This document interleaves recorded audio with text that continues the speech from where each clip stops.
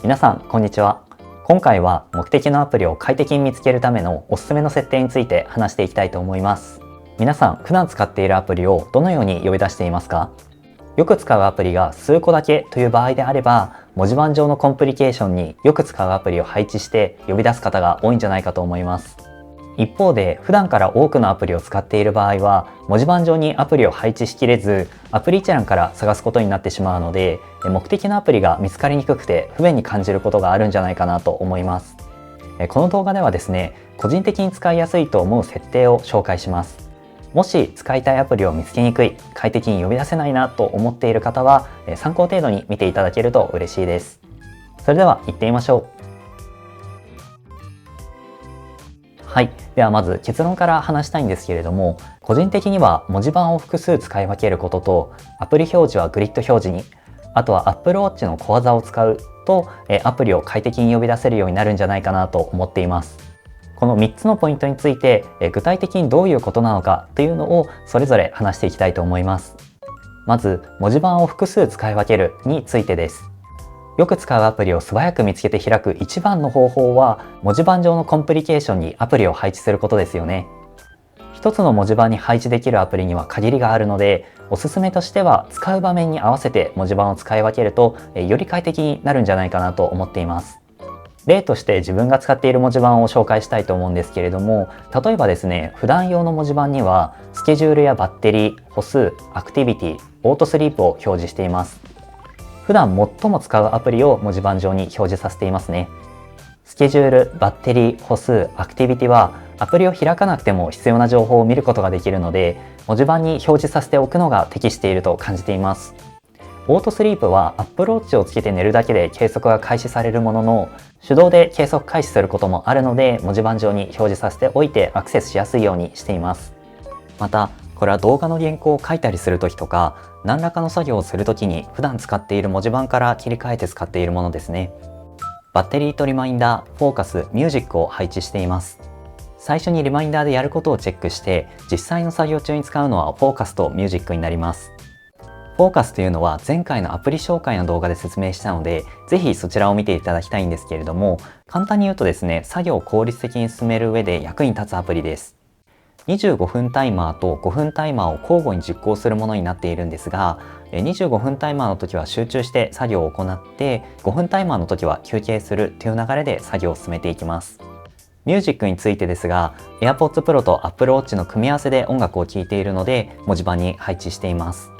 ミュージックの操作は iPhone でやればよくないと思う方もいると思うんですけれども、僕の場合は AirPods Pro を操作するために手元に iPhone を置いていないからですね。iPhone を置いているとついつい手を伸ばしてしまって、気づいたら YouTube を見てしまったりとか、あとはゲームをしてしまったりとかするんですよね。どんだけ意志弱いんだって感じなんですけれども、そういった理由で Apple Watch と AirPods Pro の組み合わせで音楽を流しています。ちなみにですね、原稿を書くのは Mac だったり、最近だと iPad だったりするので、そっちでミュージックのアプリ使えばというのもあるとは思うんですけれども、メモアプリとミュージックのアプリを切り替えたり、スプリットビューで表示をしていると、作業中だと気が散ってしまうように個人的には感じたので、Apple Watch を使っています。で、もう一つ紹介するんですけれども、ジムに行くときに使っている文字盤ですね。ワークアウト、歩数、ミュージック、日付、天気を表示しています。普段使っている文字盤と比較すると、バッテリーやスケジュール、アクティビティ、オートスリープがなくなっているんですが、これはですね、運動中に見ることがないものを全て省いているからこうなっているような感じですね。文字盤に表示できるアプリの数は限られているので、運動中には使わないかもと少しでも思ったら、思い切って文字盤から省いてしまうのが場面ごとに文字盤を作る上では大事になるのかなと思っています。文字盤上のアプリについてですが、音楽を聴きながら運動するのでミュージックを文字盤に表示させています。またですね、走っている時にワークアウトのアプリが自動で立ち上がるんですが、ワークアウト終了時は手動で止めているので文字盤に表示させています。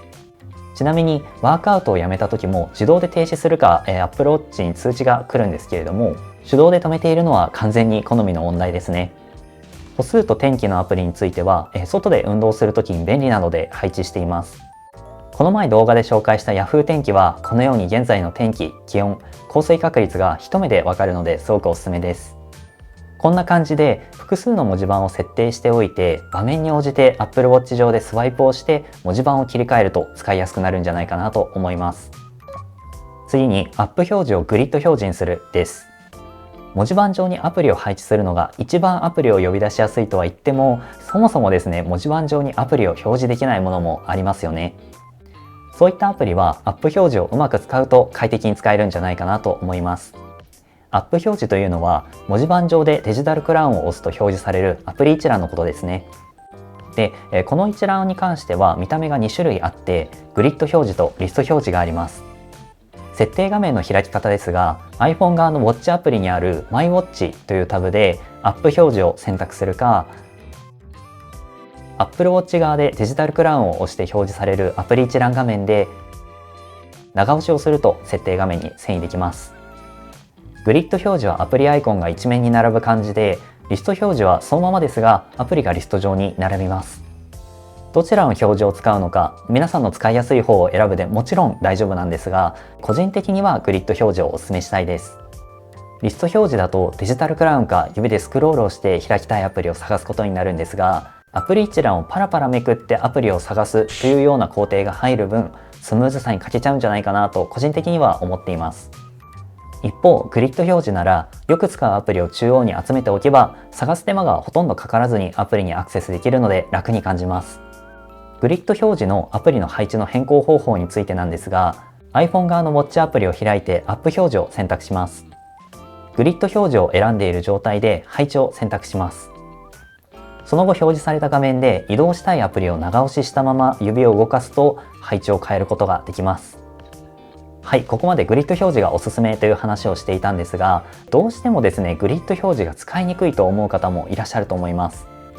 その場合はですね、アップ表示を使わずにドックを使う方法がおすすめです。ドックというのはサイドボタンを押すと表示されるアプリ一覧ですね。ドックには最近使った項目かよく使う項目を表示させることができます。中でもよく使う項目であれば10個まで好きな順番でアプリを並べておけるので、こちらが合う方もいるんじゃないかなと思います。最後に Apple Watch の小技を使うです。デジタルクラウンをダブルクリックすると直近で使っていたアプリを2つまで表示できます。ただ、外出中にとっさにこの操作をしようとした場合、直近で2つ使ったアプリってなんだっけってなる可能性もありますよね。なので、頻繁に使うアプリが2つ3つぐらいであれば、この方法を使うとかなりスムーズにアプリにアクセスできるんじゃないかなと思います。はい、今回はアプリに快適にアクセスする方法について話してきました。いかがだったでしょうか。グリッド表示かリスト表示か、あとはドックを使うかどうかなどですね、やりやすい方法は人それぞれだと思います。いろいろと試していくうちに自分に合った方法が見つかるかと思うんですが、今回紹介した内容を一意見として参考にしてもらえたら嬉しいです。